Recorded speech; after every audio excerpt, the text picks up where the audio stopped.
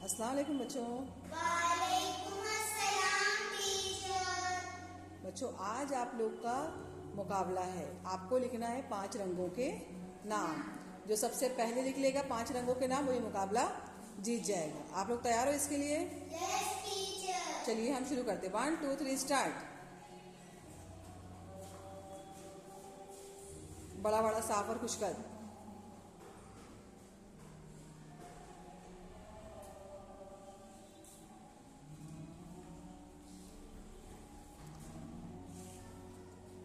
बड़ा बड़ा लिखो बेटे।